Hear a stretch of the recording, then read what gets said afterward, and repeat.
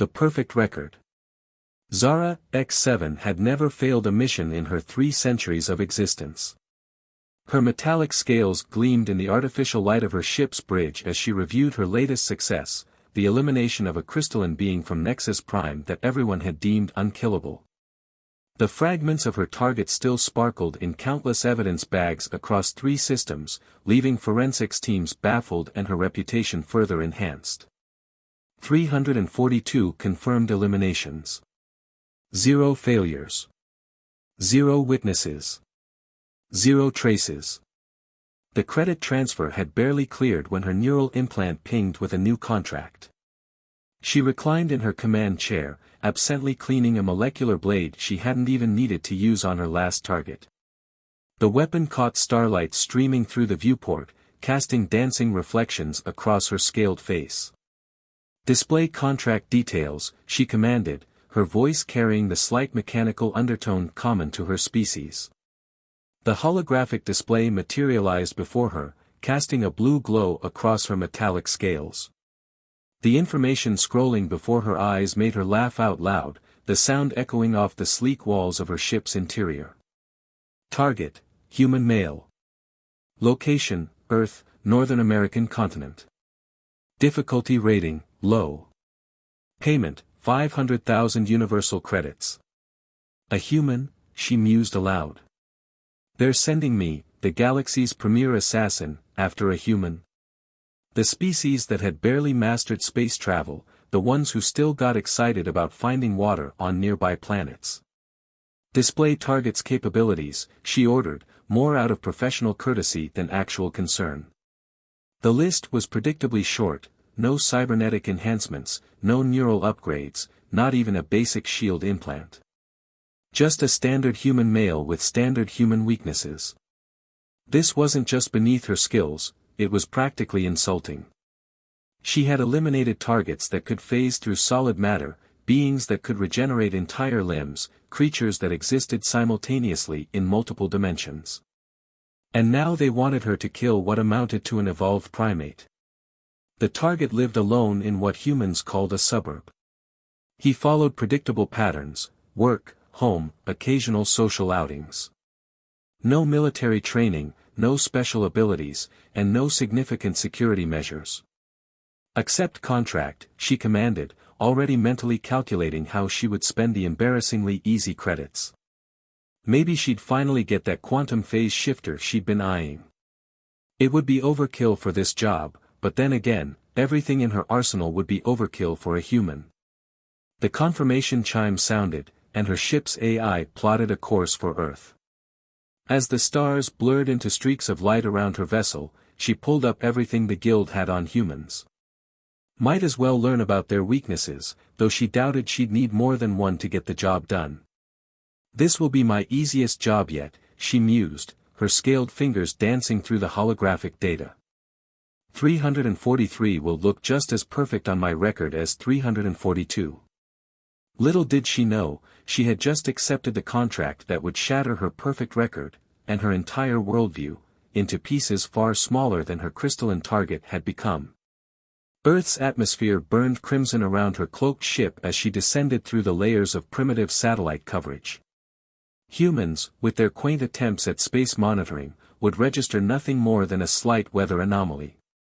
She'd chosen to land in something called a national park, where her ship's biosignature would blend in with the local wildlife.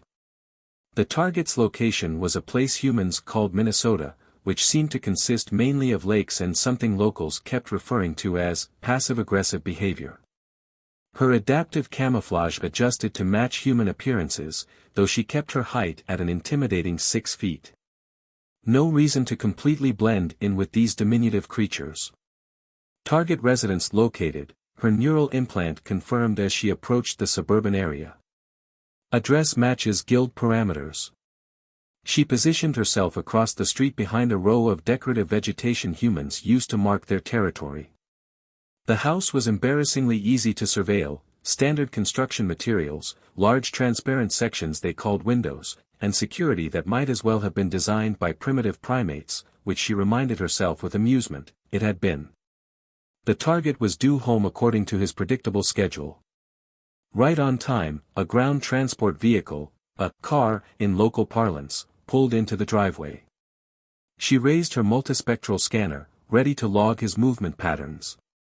The scanner clattered to the ground. There was a small human with him. A juvenile.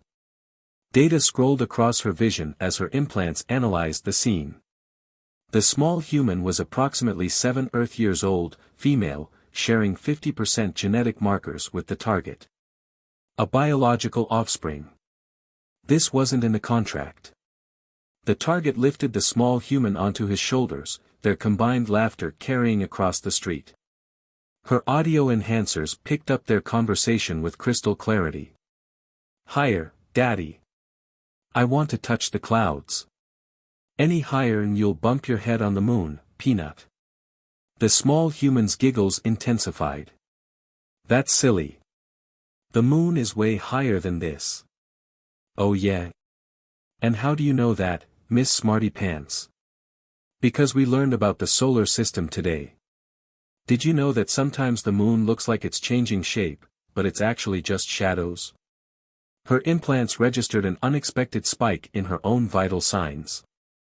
The Guild had protocols about collateral observation of juveniles during missions, but more than that, something about the scene before her felt wrong. Not technically wrong, she'd eliminated targets with offspring before, but wrong in a way her enhanced neural processes couldn't quite quantify.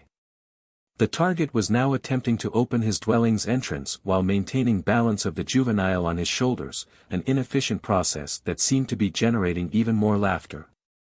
Her analysis subroutines identified 17 distinct ways to eliminate him in this vulnerable position. She didn't execute any of them. Instead, she found herself watching as they disappeared inside, their voices still carrying through her enhanced audio pickup. "What should we make for dinner, Peanut?" "Space pancakes again. We had those yesterday. But they're astronomical." More laughter. The target's security habits were atrocious. They'd left a window open, creating a perfect angle for at least 3 different lethal approaches. She should be plotting entry points, calculating trajectory paths, preparing for the efficient elimination of another unremarkable target. Instead, she found herself running biographical analyses on the juvenile. School records indicated above-average performance in science subjects. Medical records showed a recent broken arm from attempting to fly off a swing set. Social media images showed the target had attended every school function, science fair, and parent-teacher conference. "Update mission parameters," she subvocalized to her neural implant. "Extend surveillance phase by 48 Earth hours." She told herself it was for tactical reasons, to establish optimal timing, to ensure mission success with minimal complications. Her implants registered these thoughts as potential cognitive dissonance, but she disabled the warning notifications. For the first time in 342 successful eliminations, she felt something that her enhanced systems identified as doubt. And somewhere in the back of her mind, a traitorous thought emerged. What if perfection wasn't worth the cost? Perfect failures. 7 days. 6 failed attempts. 0 explanations. Zara X7 paced the interior of her ship, her scaled fingers drumming against the molecular blade that remained frustratingly clean. The holographic mission log flickered accusingly in the air around her, each failed attempt documented in humiliating detail. Attempt number 1. Target's morning routine. The poison in his coffee should have been undetectable, but somehow he'd knocked the cup over while reaching for his daughter's dropped backpack. The liquid had eaten through the floor instead of his internal organs. Her neural implant pinged with another message from the Guild, status update required. Mission duration exceeding standard parameters. She deleted it without responding. Her reputation was already suffering in the underground networks. Whispers spread through the assassination community, the perfect killer, stymied by a human. She pulled up the surveillance feeds from her latest failure. Attempt number 6 had been particularly embarrassing. Her advanced combat drone, capable of outsmarting planetary defense systems, had been defeated by a stray baseball from the daughter's impromptu backyard practice. "Display target's current location," she commanded, her voice carrying an edge that would have made most beings in the galaxy tremble. The holographic map showed him at a location tagged as Mini Golf Adventure Land. She arrived to find him teaching his daughter the fundamentals of geometry using a neon-colored ball and a comically small clout. Her targeting systems identified 14 instant kill shots. "Watch this, Daddy. I calculated the angle just like you showed me." The small human struck the ball. It ricocheted exactly as she'd predicted, scoring what the nearby humans celebrated as a hole-in-one. The target lifted his daughter in celebration, their shared joy causing nearby humans to smile. Her weapon remained unfired. Another ping from her neural implant, warning, professional standing at risk. Multiple contracts awaiting completion. Reputation degradation at 47%. She'd started taking other contracts while surveilling the target, hoping to maintain her standing. 3 other targets eliminated, clean and professional. But the human remained alive, and in the guild, a single incomplete contract could erase centuries of perfect work. "Look, Daddy. That lady's been watching us play for a long time. Should we invite her to join us?" Her camouflage systems were perfect. Her stealth protocols were unmatched. No being had ever detected her during surveillance. Yet somehow, this small human had noticed her. Now the target was turning, looking directly at her position with a puzzled expression. "I don't know, Peanut. Maybe she's just enjoying the nice weather." She retreated before her camouflage could be further compromised, her steps carrying her swiftly back to her ship. Inside, she pulled up the contract details again, searching for something, anything, that could explain why this simple mission had become impossible. The target's profile was maddeningly ordinary. His job involved designing protection systems for data networks, primitive work by galactic standards. Yet something about him defied her perfect record. "Display alternate elimination scenarios," she commanded. The ship's AI compiled a list of 372 potential methods, each one analyzed and rated for efficiency. She'd already tried the top 20. A new message from the guild appeared, this one marked urgent. "Asset Zara, X7, your continued failure to eliminate target Chen is becoming noticed at the highest levels. The guild's reputation for perfection must be maintained. Complete your contract within 48 hours, or we will be forced to take corrective measures." She started to delete this message too, then paused. Something in the phrasing caught her enhanced attention. The guild's reputation for perfection. Not her reputation. Not the contract's completion. The guild's reputation. Computer, analyze guild communication patterns over the last 7 days. Compared to historical averages. The results made her scales bristle. Communication frequency had increased by 300%. Message urgency markers had escalated from routine to critical.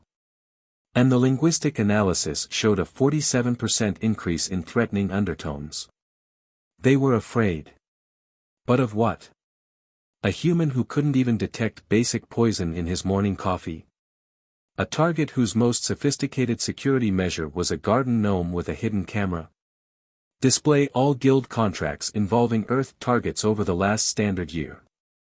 The data stream that appeared before her was surprisingly sparse. Only 3 other contracts, all for targets far less significant than her current assignment. And all 3 had been completed successfully by lower-ranked assassins. So why send their best operative after this particular human? She began cross-referencing data, her enhanced neural processors working at maximum capacity. The target's work history. His research papers. His communications patterns. Everything the guild had given her, and everything she'd gathered during her surveillance. A pattern emerged, subtle but undeniable. Every time James Chen published a new security protocol or implemented a new network defense, a major guild operation somewhere in the galaxy would fail mysteriously. The correlation was so faint that it had taken her enhanced systems 7 full minutes to detect it. Computer, theoretical analysis. Assume target's primitive technology is not actually primitive. Recalculate threat assessment. The results made her sit up straighter in her command chair. If James Chen's work was more advanced than it appeared, if humans were deliberately understating their technological capabilities. Her neural implant pinged again, but this time it wasn't from the guild. It was from one of her own buried subroutines, designed to alert her to patterns matching historical cases of species-wide deception. The pieces began falling into place. The failed assassination attempts.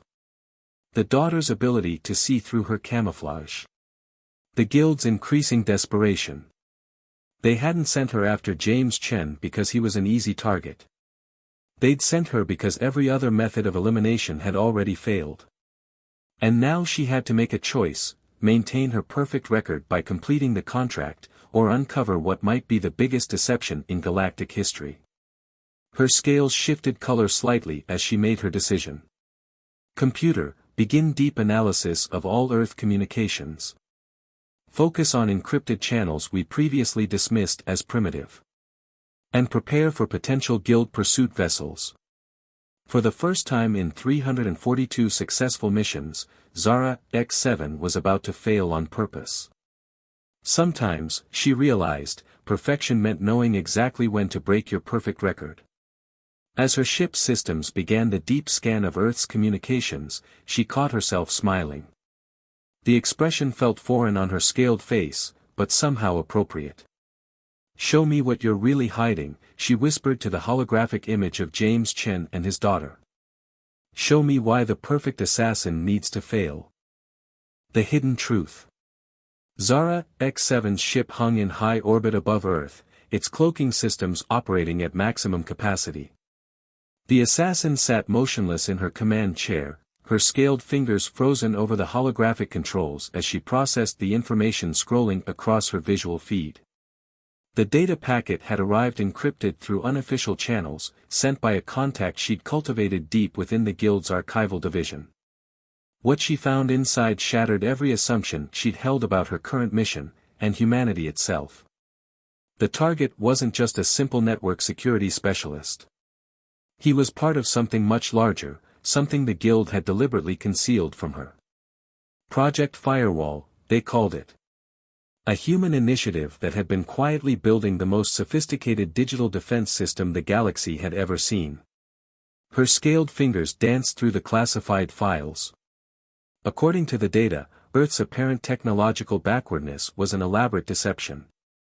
While the rest of the galaxy dismissed humans as primitive newcomers to interstellar society, they had been quietly developing countermeasures against every known form of advanced technology. The target, James Chen, was one of the project's key architects. His seemingly mundane work on primitive data networks was a cover for the development of quantum-encrypted protocols that could resist even the most sophisticated AI intrusion attempts.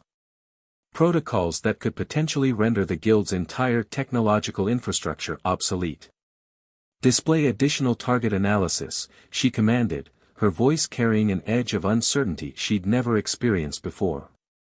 The holographic display expanded, revealing layers of information that had been deliberately withheld from her original briefing. James wasn't just teaching his daughter about the solar system and making space pancakes. He was teaching her the fundamentals of quantum computing disguised as children's games. Those primitive security measures at his home. They were test beds for experimental defense systems that had already repelled 3 separate alien infiltration attempts without anyone noticing. The guild hadn't sent her after him because he was an easy target. They'd sent her because every other method of elimination had already failed. Her neural implant pinged with another message from Guild Command, marked as ultra priority. She opened it, her suspicions already rising. Asset Zara X7, your continued failure to eliminate target Chen is now classified as a level 1 security risk. You have 24 Earth hours to complete your contract. Failure to comply will result in immediate termination protocols. The Guild cannot risk She deleted the message before finishing it. Her hands moved to her neural interface, initiating a full disconnect from the guild's network for the first time in her career. Warning messages flashed across her vision, but she dismissed them one by one. The pieces were finally falling into place. The guild's insistence on this particular target. The absurdly high payment for what was supposed to be a simple hit. The increasing urgency of their demands as she delayed. They were afraid. The entire assassination attempt had been a desperate move to eliminate a threat before it could fully materialize. And she, the guild's perfect killer, had been their last resort. Her ship's sensors suddenly screamed warnings. 3 guild enforcement vessels had just dropped out of hyperspace, their weapons already charging. They'd anticipated her defection. Initiate emergency protocol Sigma 7, she commanded. Her ship's AI responded instantly, activating countermeasures she'd installed but never expected to use against her own employers. As her vessel executed a series of maneuvers that would have killed any organic pilot, Zara X7 made a decision that would change the course of galactic history. She opened a secure channel to Earth's supposedly primitive communication network, using frequencies she'd discovered in the classified files. Priority message to James Chen, Project Firewall Security Chief, she transmitted. Guild strike team inbound. Requesting immediate asylum. Have critical intelligence regarding. A particle beam from the lead enforcement vessel grazed her ship's shields, temporarily disrupting the transmission. She cursed in 3 different alien languages as her ship's AI calculated emergency landing trajectories. The guild vessels moved to surround her, their superior numbers and firepower making her situation increasingly desperate. But they'd made one critical mistake: they'd forced her to descend into Earth's atmosphere, exactly where James Chen's experimental defense systems had jurisdiction. As her ship plunged through the layers of Earth's atmospheric protection, she noticed something strange. The guild vessel's weapons were becoming increasingly erratic, their targeting systems showing signs of unprecedented failures. Warning lights flashed across her console as unknown energy signatures began interfacing with her ship's systems. For a moment, she feared some kind of attack, until she realized what was happening. She wasn't being attacked. She was being protected. The primitive, human defense grid was activating, its capabilities far beyond anything the guild had anticipated. Quantum interference patterns disrupted the pursuers' targeting systems. Localized spacetime distortions made their weapons fire miss by impossibly wide margins. Her neural implants registered a new transmission, this one coming from a suburban house in Minnesota. Unidentified vessel, this is Project Firewall Control. We've been monitoring your situation. Permission to land granted. Welcome to Earth, for real this time. She recognized James Chen's voice, though it carried none of the simple cheerfulness she'd observed during her surveillance. This was the voice of someone who had been several steps ahead the entire time. As her ship descended toward the coordinates provided, she saw emergency response vehicles already converging on the location, vehicles that were far more advanced than anything she'd observed during her time on Earth. The human's masquerade was ending, at least for her. She watched through her ship's sensors as the guild enforcement vessels attempted to follow, only to find themselves trapped in a web of quantum entanglement fields that reduced their sophisticated weapons to useless metal. Earth's hidden defenses were revealing themselves, and the galaxy's most powerful assassination organization was learning a harsh lesson about underestimating primitive species. Her ship touched down in what appeared to be an ordinary parking lot, until the ground began descending, revealing an underground facility that would have put many alien military bases to shame.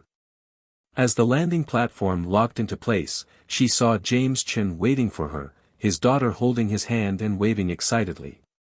"You took your time figuring it out," he called out as her ship's hatch opened. "But then again, that's exactly what we were counting on."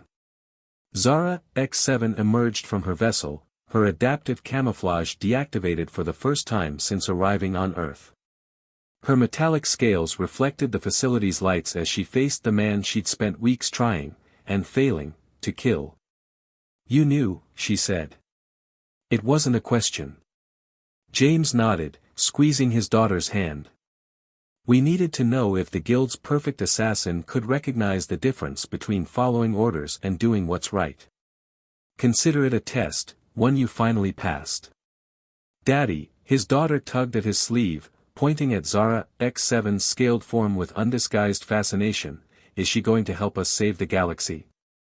James looked at Zara X7, his expression serious despite his slight smile. That depends on her. We're going to need someone who understands the guild's operations from the inside. Someone who knows what perfection costs, and why it's sometimes worth letting go of. Zara X7 looked at her ship, where warning messages about guild pursuit vessels still flashed. Then she looked at the human child who had somehow seen through her perfect camouflage, and the father who had turned her mission into a lesson about humanity's hidden strength.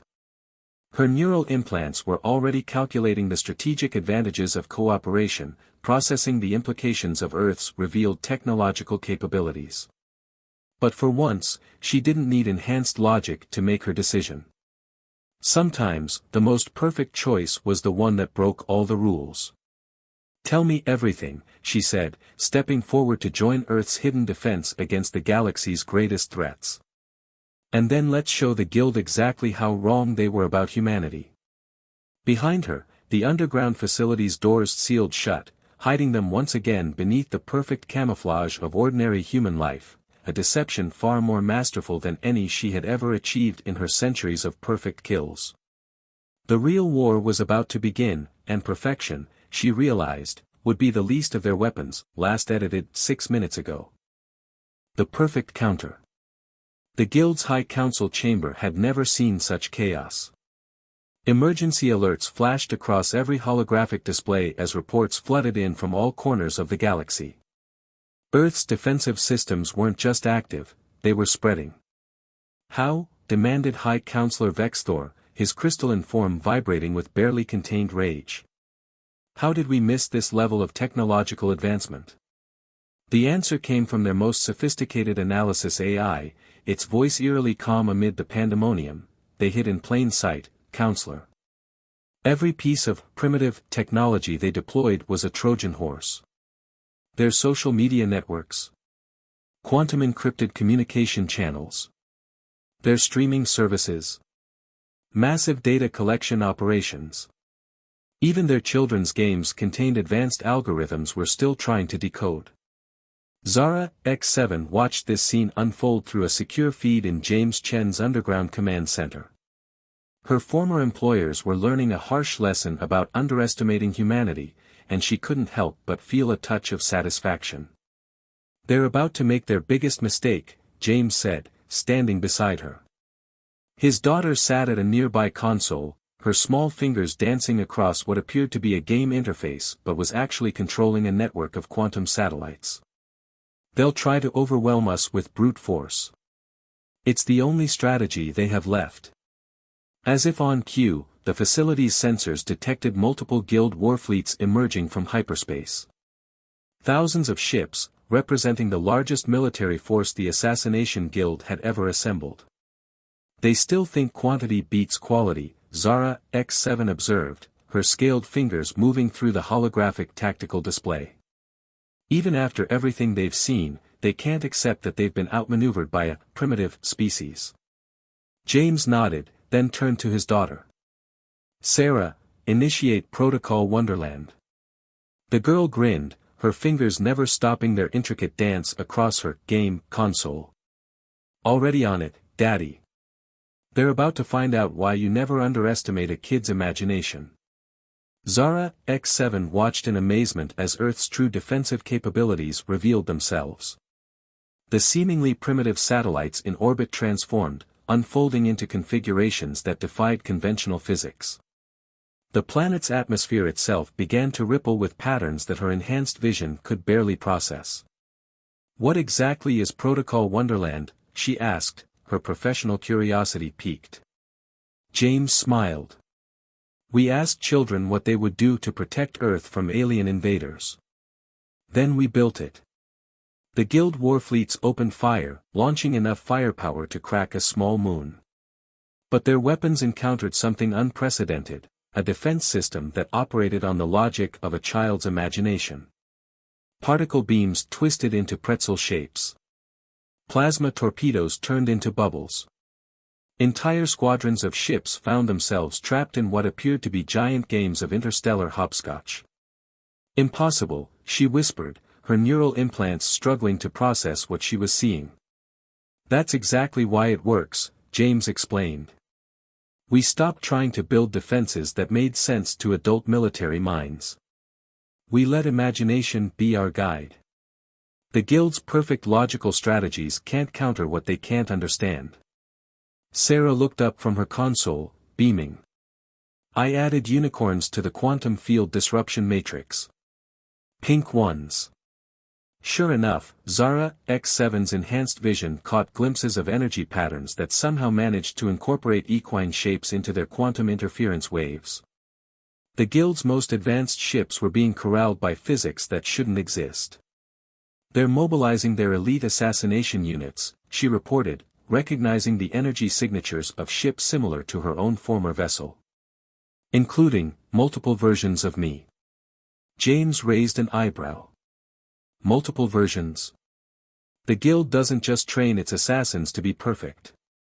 It clones the ones that prove most effective. She paused, watching the tactical display. I count at least 20 ships with my genetic signature. Cool. Sarah exclaimed. Can I show them my new rainbow gravity well? Please. James checked the tactical readings, then nodded. Go ahead, Peanut. Show your new friend sisters what Earth hospitality looks like. The girl's fingers flew across her console with practiced enthusiasm. The space around Earth rippled again, this time with cascading waves of gravitational distortion that somehow managed to incorporate every color of the visible spectrum, and several that shouldn't have been possible. Zara X7 watched as her cloned ships, designed to be perfect killing machines, were caught in an astronomical light show that reduced their sophisticated technology to expensive light sculptures. The guild made one fundamental mistake, James said, watching the tactical display with satisfaction. They assumed that advancement meant becoming more logical, more ordered, more perfect. They never considered that true evolution might mean embracing imagination, creativity, and the beautiful chaos of human innovation. Daddy, Sarah called out, they're trying to adapt their weapons to our defense patterns. Should I show them the dancing black holes? Not yet, sweetie. Let's see if they figure out their mistake first. Zara X7's neural implants were recording everything, building a new understanding of power that went beyond her centuries of training in perfection. The guild's forces, for all their technological superiority, couldn't adapt to defenses that operated on the logic of a 7-year-old's dreams. The High Council is requesting emergency communication, she reported, detecting the priority signal cutting through the chaos. James considered for a moment, then nodded to his daughter. Put them through, but use the unicorn hologram protocol. Let's help them understand exactly who they're dealing with. The guild's High Council appeared in the command center, their dignified holograms suddenly festooned with sparkly manes and horns. Sarah giggled at their confused expressions. This is impossible, High Counselor Vexthor declared, trying to maintain his authority despite his new equine features. Your species cannot have this level of technology. Our perfect analysis was perfectly wrong, James interrupted. You spent so long perfecting your methods of death that you forgot how to truly live. How to dream. How to imagine possibilities beyond your perfect calculations. The guild has maintained order in this galaxy for millennia, another counselor protested. Through perfect execution, perfect discipline. Perfect boredom, Sarah interjected, earning a proud smile from her father.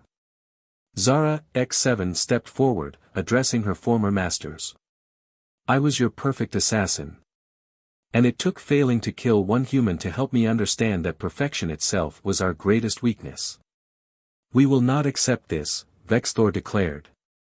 The guild's authority must be maintained. Our perfect record.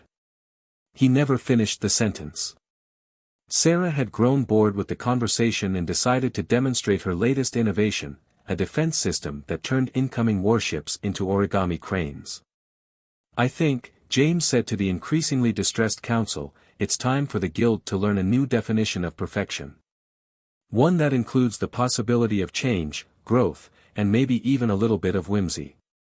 As if to emphasize his point, the tactical display showed the remainder of the guild's fleet being systematically transformed into the galaxy's largest art installation, courtesy of humanity's most powerful weapon, the unlimited imagination of a child who had never been told what was impossible. Zara, X7 watched it all with growing appreciation. Her perfect record had led her here, to witness the moment when the galaxy's most feared organization was defeated not by superior firepower, but by the very imperfection they had spent millennia trying to eliminate.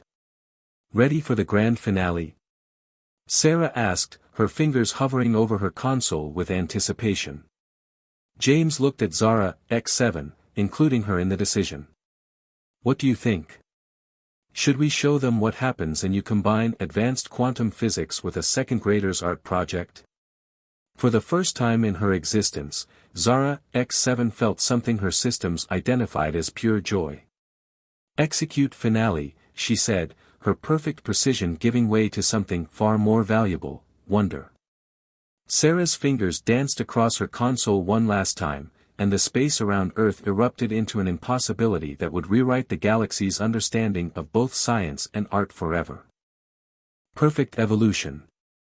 One standard galactic year later, Zara, X7 stood before the newly formed Interstellar Council of Cooperative Species, her metallic scales reflecting the rainbow light from Earth's quantum defense grid. The former assassin had traded her perfect kill record for something far more valuable, a role in reshaping the galaxy's future. The transition has been interesting, she reported to the assembled representatives of 200 different species. The guild's former infrastructure has been completely repurposed. Their assassination networks are now the fastest emergency response system in known space.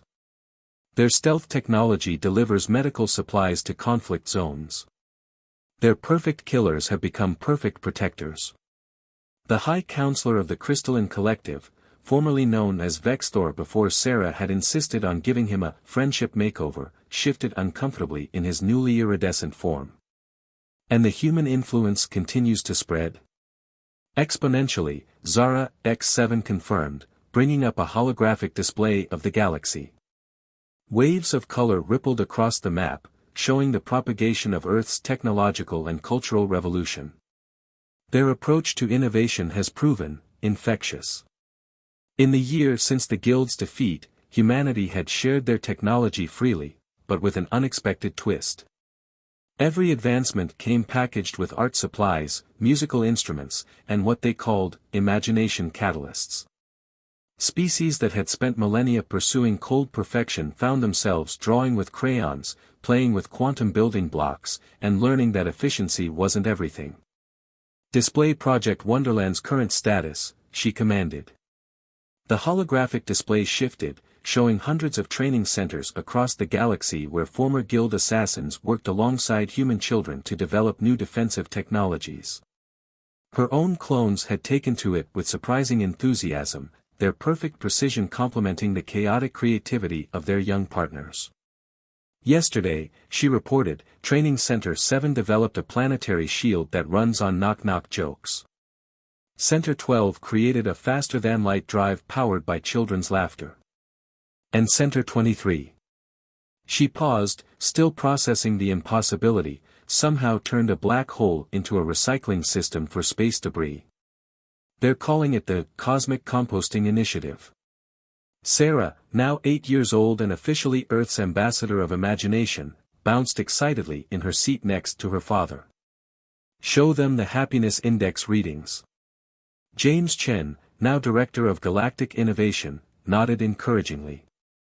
Zara, X7 brought up another set of data, this one showing dramatic spikes in quality-of-life metrics across all participating worlds. Species that previously focused solely on technological advancement are experiencing unprecedented breakthroughs by incorporating human concepts of play, creativity, and collaborative innovation, she explained.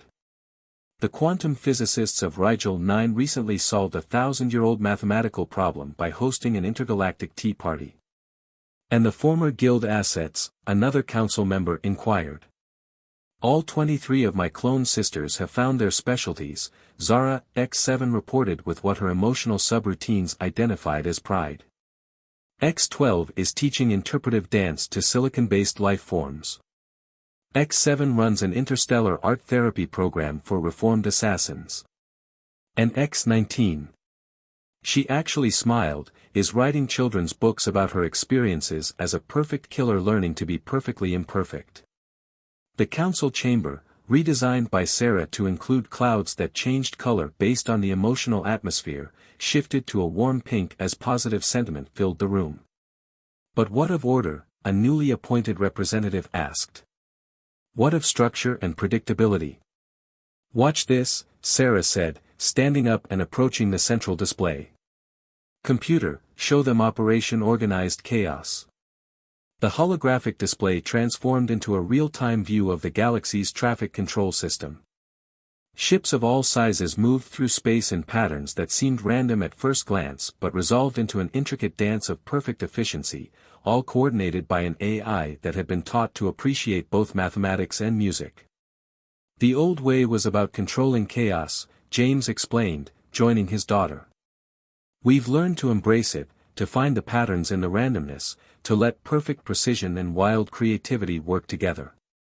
Zara X7 watched as Sarah demonstrated their latest innovation, a security system that required would-be attackers to successfully complete a hopscotch pattern in four-dimensional space. It was exactly the kind of solution that would have seemed absurd to her a year ago, which made it perfectly effective. We're detecting another breakthrough at Center 15, her neural implants reported. They've successfully combined guild stealth technology with human improvisational theater. Sarah clapped her hands. Oh. That was my idea. Now spaceships can play hide and seek. The council chamber erupted in discussions, with representatives eagerly sharing their own species' contributions to this new age of collaborative innovation. The clouds above shifted through a kaleidoscope of colors, reflecting the vibrant exchange of ideas. There's one more thing, Zara X7 announced, drawing attention back to the central display. We've been tracking the formation of new guild-like organizations in the outer reaches of the galaxy. Groups that still believe in the old way of perfect order through force. A concerned murmur rippled through the chamber. Show them what we do with bullies, Sarah said, her young face serious but her eyes twinkling. Zara X7 nodded and brought up footage from a recent attempted incursion. A fleet of heavily armed ships had approached a former guild stronghold, expecting to find it vulnerable. Instead, they'd encountered a defense system that turned their weapons into musical instruments and their shields into abstract paintings. The attack lasted 6 minutes, she reported. After which the entire fleet registered for art classes. The chamber filled with laughter, a sound that would have been unthinkable in the old guild days. Even her fellow former assassins had learned to appreciate the value of joy over perfection. The galaxy is changing, she concluded, her scales shifting to match the warm colors of the chamber's clouds. We're learning that the most perfect system is one that allows for imperfection, that the strongest defense is one built on creativity and joy, and that the most advanced civilization might just be the one that never forgot how to play. Sarah tugged at her sleeve. Tell them about the graduation ceremony. Zara X7's expression softened. Next week, the first class of guild assassins will complete their rehabilitation program. Instead of receiving new weapons, they'll be given art supplies, musical instruments, and their very own human child mentors. We're calling it the Perfect Partners Initiative. And, James added, they'll help us expand Project Wonderland to the parts of the galaxy that need it most. Not through force or perfect execution, but through imagination, creativity, and the kind of chaos that makes life worth living. As the council session concluded, Zara X7 found herself reflecting on her long journey from perfect killer to something far more complex and satisfying. Her neural implants still tracked every variable, calculated every probability, maintained every precision protocol, but now they also monitored joy levels, creativity indices, and something humans called fun factors. She had failed her mission to eliminate James Chen, and in doing so, had succeeded in eliminating something far more dangerous, the belief that perfection meant the absence of humanity's beautiful chaos. Ready for our next adventure? Sarah asked, taking her hand. I have some ideas for improving the quantum defense grid. How do you feel about adding dancing stars and singing comets? Zara X7, once the galaxy's most perfect assassin, smiled at the child who had taught her the perfect way to fail. Display new project parameters, she commanded, her voice carrying not the mechanical precision of her past, but the warm enthusiasm of her future. Let's make some perfectly wonderful chaos.